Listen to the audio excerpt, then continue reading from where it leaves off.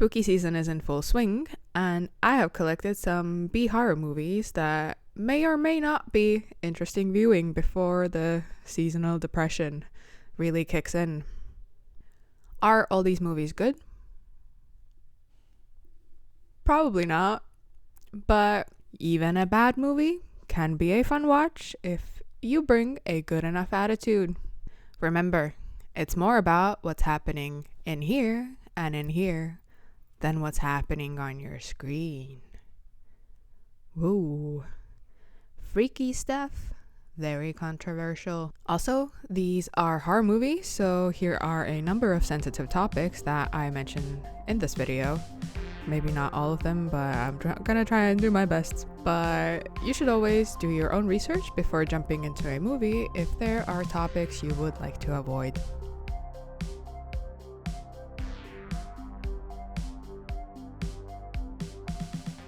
Every time I hear the title song of this movie, it gets stuck in my head for way too long. It's in there right now. I'm gonna be honest with you off the bat. This movie isn't for everyone. It features gags galore, and most of the jokes could be considered toilet humor, many of which probably did not stand the test of time. But the concept itself is worth visiting, so here we go. Attack of the Killer Tomatoes is a parody movie from 1978, which spoofs B movies and got mainly negative reviews upon its release. Regardless, it currently holds a whopping score of 2.6 on LETTERBOXD, so it seems like at least some people have enjoyed watching it. Made on a budget of $100,000, the story follows a series of attacks by tomatoes against humans and the societal reaction to the chaos this causes. The tomatoes themselves are undoubtedly my favorite part of the movie. There's just something about seeing someone trying to hit small tomatoes that are rolling on the ground with a shotgun, or someone being chased by a bigger rolling tomato, or even this guy being undercover as a tomato. Did I say tomato enough? There's tomatoes. They roll, and thus are scary. I also probably laughed a little too much at that Autobahn joke, and that's all I'm going to say on the matter. Personally, I do prefer the sequel, Return of the Killer Tomatoes, just because it features John Astin and George Clooney, which I find hilarious considering their careers. While writing this, I found that there's a reboot in production now, which also features Astin, which is honestly very impressive. He's like 95 years old. I hope I'll have the stamina to work if I live that long. I do wonder what other vegetables would make a good spoof like this. I do love an onion, but I'm not sure if it would be good for a parody. Too many layers. Maybe a pumpkin would work well, because you could play with the carved faces. It'll also fit in really well with our Halloween theme. Can someone make a movie about evil pumpkins? Or do I have to do it? I hope it's not me. Attack of the Killer Tomatoes. To be honest, I also get cranky when someone wakes me up before I'm done sleeping. I get it. I understand. This 1981 independent supernatural horror by Sam Raimi is the first installment of 5 movies, with another one scheduled to be released next year, and it has such a strong fan base that I will probably be rigorously fact-checked and roasted in this segment. In The Evil Dead, a group of college students drive to an abandoned and isolated cabin in the woods where they accidentally release demons that begin to possess them one by one. So the plot is the ultimate blueprint for most horror movies. The movie utilizes multiple techniques that are staples of the horror genre. Many shots feature harsh shadows and fog. Camera angles like the Dutch tilt and the use of a shaky cam create a sense of unease. And copious amounts of corn syrup is used to imitate blood. Produced as an independent project around the time that Raimi was only 20 years old, The Evil Dead faced quite a few hurdles in production, from struggling to find private funding to difficult conditions for cast and crew during pre-production and shooting. Legend even says that Raimi enjoyed torturing actors on set to get a more compelling performance, and crew had to burn furniture from the set in order to stay warm. Shout out to shoots where HR doesn't exist and medical assistance is hardly available. Have you even lived if you haven't used gaffer tape to mend your wounds? Or if a director hasn't forgotten about your human and workers' rights? Anyone who has been privileged or cursed enough to have moved around in film school circles has probably heard someone monologuing about the story of this movie's production to an unwilling participant. Personally, I have witnessed this at least 3 times. This is perhaps not the most scientific way to judge the effect this movie has had on the industry, but it's impressive when a movie can have a chokehold like this on film students even decades after its release. Regardless of the war flashbacks I get from reading about this production, The Evil Dead is definitely a favorite watch for me during spooky season, or when I have PMS. Then I find the possessed female characters very relatable. Pollution? It's no joke. It could happen to you. Exactly like in this movie. It definitely could. I'm sticking by my point. This dark comedy splatter movie from 1984 could probably be considered problematic, but we're all adults here. We understand media literacy. Right? You do? Right? I hope we do. The Toxic Avenger shows a story of a nerdy and scrawny gym janitor named Melvin Ferd who falls into a tub of toxic waste after a mean prank goes wrong. He turns into a huge deformed mutant with superhuman strength and starts using his new powers to clean up his community from criminal activity. What I love about this movie is that it's not over the top at all. I can't even read that without laughing because this movie is so graphically violent, sleazy, and unapologetically dumb. So if you're someone who likes a serious movie, then this one's not for you.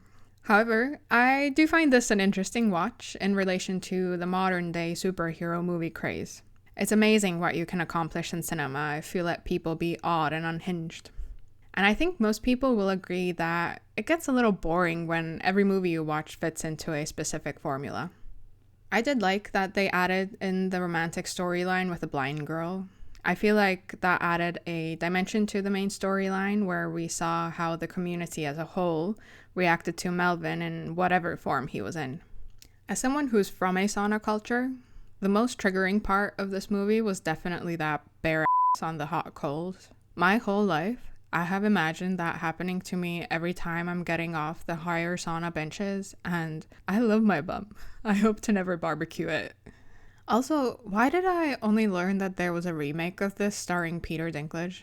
They just really do such a crappy job marketing movies nowadays. Or when did this come out? I honestly I don't get it. There's like 2023 or 2025. I don't know.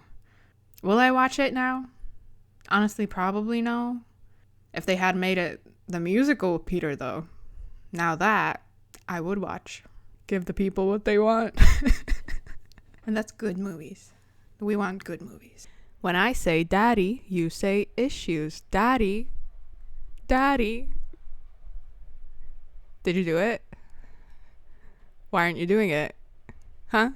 Ghoulies is an American horror movie from 1985 that was directed by Luca Bercovici as his directorial debut. In the movie, Jonathan and his girlfriend Rebecca move into his estranged late father's estate and begin to fix it up. They find occult paraphernalia and magic books in the basement, and during a party, they decide to reenact a ritual for fun. The ritual ends up being quite anticlimactic, but in the following days, Jonathan begins acting strangely and claims to be the master of little creatures who start showing up due to the magic that he continues practicing. Is this a good movie? Not particularly, but if there's a right time to watch bad movies, then it's definitely spooky season. And the one thing this movie brings to the table is a spooky nostalgic atmosphere that is fun to talk over and comment on while watching with your friends. The puppets they used are terrific, so slimy, so gross. The magic barely made any sense to me, and Jonathan as a character is just such a mess of a human being. I get that you have daddy issues, but what do you think will happen when you mess around with black magic, Jonathan? Huh? Is it really that difficult to think? Maybe my dad, who abandoned me and kind of tried to sacrifice me as a baby, isn't the best role model? But you know what I especially love? Seeing sacred geometrical motifs that predate Christianity and appear in various spiritual traditions used as satanic symbols in American movies. That's totally okay by me, and I'm not salty about it at all. I get that I'm probably not selling this movie that well, but I think it's important for me to sometimes discuss movies that I do not vibe with as much. Honestly, I think I would be more into this movie if only the writing was better, because it has all the other elements that I usually enjoy. But I guess this movie was successful enough to have 3 other movies made, so someone's gotta like it. I've not seen the other movies, but I actually might watch them at one point, because Ghoulies Go to College sounds horrible. I'm definitely gonna watch that at one point. I hate it when my flatmates start reanimating the dead. There's never enough fridge space then. Directed by Stuart Gordon, RE-ANIMATOR is a comedy horror movie from 1985, which is loosely based on a H.P. Lovecraft story. In the movie, Jeffrey Combs plays Herbert West, a medical student who moves to Massachusetts from Switzerland, where he brought his recently deceased professor back to life, with horrible side effects. He moves in with his course mate Dan Kane, played by Bruce Abbott, converts their basement into a personal laboratory where he can continue his experiments, and gets Dan into absolutely terrible situations. This storyline actually gives me such anxiety because, like most film people, I have do it for the plot syndrome, and West is just so good at getting Dan into trouble that I don't even want to think about what would happen if I somehow got sucked into this movie Last Action Hero style. However, it is incredibly entertaining to watch, so I have seen this movie probably way too many times.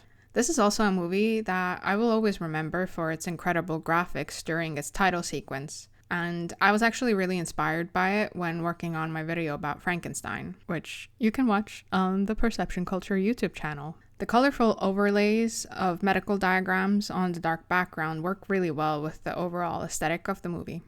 Other than for horror movie freaks, this movie is a fantastic watch for anyone who enjoys film soundtracks, as the score for this was created by Richard Band and recorded with the Rome Philharmonic. Music really can make or break a story, but the soundtrack works excellently with the narrative.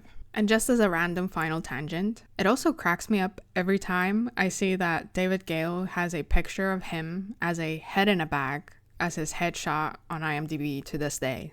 It's so funny. But maybe I get a chuckle out of this because I relate to his character too much when he's carrying his own head in a tray. It's exactly how I feel like when I have a migraine. I'm so sleepy today. All I want to do is go back to bed.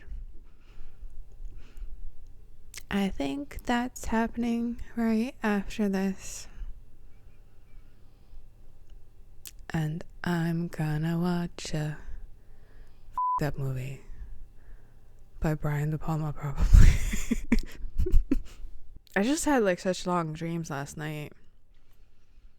I don't really remember what happened. Goldie Hawn was there. I'm not sure why, but she was there.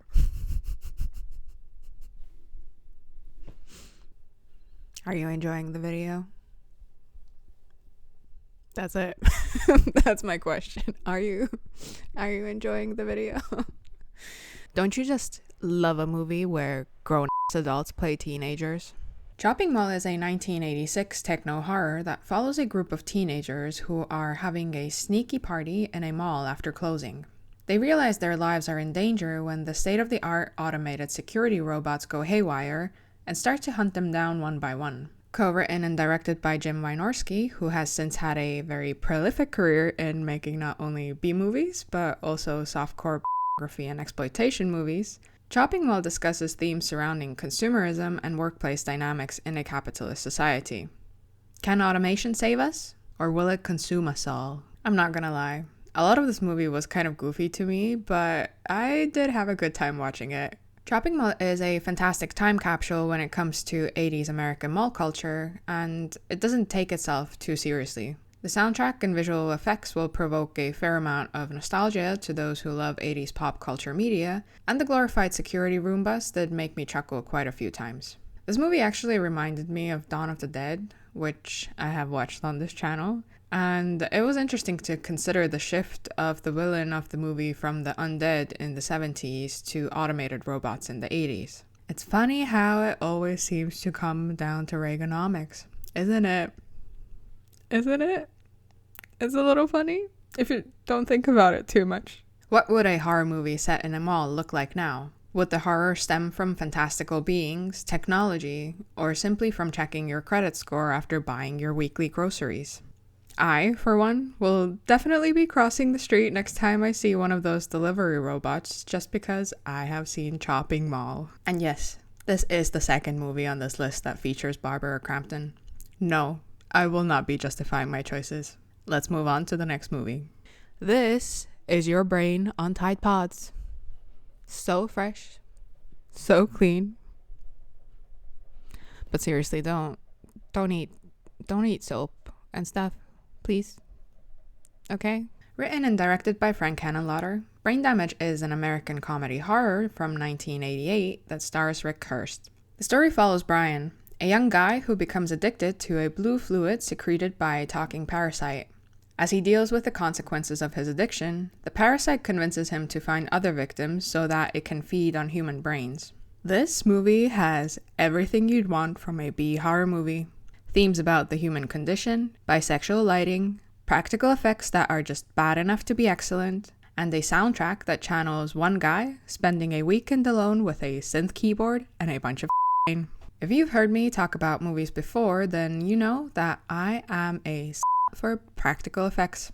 I love the puppetry the filmmakers created for the parasite, and the vocal choice for the parasite's voiceover is very entertaining to me. Uh-oh, Brian. Now you're really losing your mind. The shot of sludge gushing out of Brian's ear must have been so fun to make, and I would love to see some behind-the-scenes material about these breathing brains in Brian's spaghetti. Try saying that 3 times fast. Breathing brains in Brian's spaghetti. Also, that alley scene with the is nuts. No pun intended. The first time I came across Henenlotter was not through his movies, but his work as a film historian when I was working on a video about The Love Witch. Brain Damage was the first of his movies that I watched, and I must admit it prompted me to binge the 3 Basket Case movies as well as Frankenhooker. Was I hooked? Yes. However, out of all these movies, Brain Damage is definitely my favorite, even though it's probably the most tame that you'll see Henenlotter. I'm not sure if that's true. In my brain, that's true. It's rare to see movies about addiction that don't position substance abuse as a moral failing, but rather show how excessive drug use of any kind can lead to loss of loved ones, work, and lives. Making this into a monster movie allows to explore the topic from a very practical perspective. Have you seen Brain Damage? Do you have brain damage? Do you remember your first Henenlotter experience? From now on, I'm the one who's going to be calling the shots. I'm the one who's going to be in control. I did close my living room curtains when I watched this, because my neighbors already think I'm such a weirdo. Imagine if they looked in my window and they just saw that face. You know? Any of them. Any of the faces. Killer Clowns from Outer Space is a sci-fi comedy horror movie from 1988 that was produced by the Chiodo brothers and stars Grant Kramer, Suzanne Snyder, and John Allen Nelson. As the title indicates, the story follows the evil shenanigans of aliens that look like clowns as they arrive on Earth in order to hunt, capture, and kill humans for nourishment.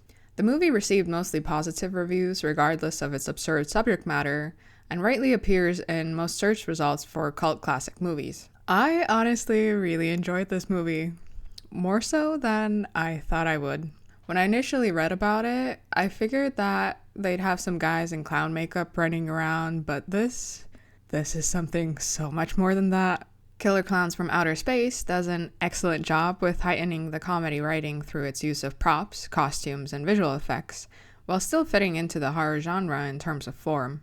I'd even go as far as to say that if the filmmakers hadn't gone in so hard on the visuals, then this could have easily been a flop. The spaceship is such an awesome set to play with. I love how the clowns hunt people in the most clownesque way, and the balloon dog had me howling because, of course, there's a freaking balloon dog. Why wouldn't there be? Considering that this is the only movie written and directed by the Chiodo brothers, who usually work as special effects artists, Killer Clowns from Outer Space is a fun example of the creativity humans are capable of given the opportunity. I personally also love that John Allen Nelson is in this, because I've been watching Baywatch for what seems like an eternity now. The end just keeps, I'm not able, I'm gonna finish it. But in Baywatch, he plays such a bi-coded adrenaline junkie who wears a cowboy hat and eventually loses his eyesight in the show. So to me, this movie is his backstory. Yes, Killer Clowns from Outer Space is actually a prequel to Baywatch. You heard it here first. Also, rumor has it that Ryan Gosling is producing a remake. It might just be a great time to watch the original before the new one comes out. If they don't use practical effects in that one, then I'm gonna be pissed. If only these guys had known about the Dune Sandwalk. Maybe they could have gotten out of there. You know? Has someone notified Kevin Bacon about Dune? Do you think he knows? Directed by Ron Underwood, Tremors is a monster horror movie from 1990 that depicts the horrendous events in a small desert town in Nevada called Perfection as gigantic and monstrous earthworms try to devour its small population. Handyman Val and Earl, played by Kevin Bacon and Fred Ward, are trying to leave the desert in hopes for a better life, but become trapped as the road gets blocked by the monsters causing seismic shifts in the environment. Wanting to leave your hometown really do be like that sometimes. You know what I'm saying? The guys team up with Rhonda, a seismologist portrayed by Finn Carter, and a kinda unhinged survivalist couple, Heather and Burt Gummer, played by Reba McEntire and Michael Gross, in order to defeat the giant worms before they get eaten themselves. I'm actually a little sad that I never saw this as a kid, because I have a feeling that little me would have had an absolute blast watching this. The story is simple yet entertaining, and I found this a very fun watch while seeing it for the first time, without much prior knowledge about what I'd be jumping into. The movie does a really good job balancing horror and humor, and in terms of editing flow, I thought it did an excellent job with story structure. With B-movies, it's very difficult to tread the line between being fun while also staying aligned with the serious themes of the storyline, but this movie definitely tickled the necessary parts of my brain to be enjoyable. I also really liked how the filmmakers handled the visual effects. Tremors uses practical effects such as puppetry and animatronics when the monsters are visible, and mimics underground movement by moving soil, dirt, or floorboards when the monsters travel underground. Seeing this makes me really hope that practical effects will become trendy at one point again, because this movie honestly does look better to me than some modern movies that mainly relied on green and blue screens. Upon reading more about the movie, I did see that there are a ton of sequels in this franchise, which I probably won't be watching unless I need to dissociate from life at one point, but I honestly do feel very satisfied with this specific piece of media. I wouldn't be against watching it again with my friends when we're having a movie night. Man, I hate this shit. This movie was nothing like I expected it to be. Did I have expectations? No. It still wasn't that. It still was not that. From the creative mind that brought you films like Heavenly Creatures and Lord of the Rings, we now take a look at Peter Jackson's 1992 comedy splatter movie Braindead. The story follows a young man named Lionel who lives with his authoritarian mother Vera in Wellington. When Lionel takes a Spanish Romani woman named Paquita on a date to the Wellington Zoo, his mother follows them secretly and gets bitten by a rat monkey, as you do at the zoo. In the next few days, the bite leads her to get violently ill and perish, and surprisingly to everyone, she comes back as a zombie and starts infecting others who come across her. Lionel struggles to contain the strange epidemic, and chaos takes over their Victorian mansion. I honestly love it when you get to dig into a famous director's filmography and find something unhinged. But I have to admit that this movie was unhinged beyond even my wildest dreams. Not only are the writing and practical effects wild, but the staging and editing are so quick-paced that what you are seeing becomes hard to process. Did that stop-motion rat monkey just rip another monkey to shreds? Sure, wouldn't you glue your mother's cheek that's falling off back onto her face? Just throw that zombie baby in a blender, baby. I'm okay. This movie did not traumatize me at all, and I remember everything that happened in it. Braindead was pretty violent and strange, but at the end of the day, I did really enjoy it, and I found the writing and practical effects really funny, and I would 100% watch it again one day. With that being said, I'm going to finish this segment now because I'll probably be struggling to find footage from this that I can show you anyway, so that's it. Just be warned that you will never see Peter Jackson the same way again if you watch this movie. That's today's 10 movies. Have you seen any of these? Which is your favorite? Let me know down in the comments.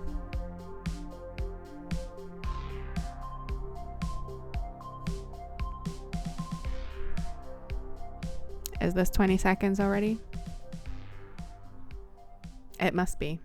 Goodbye.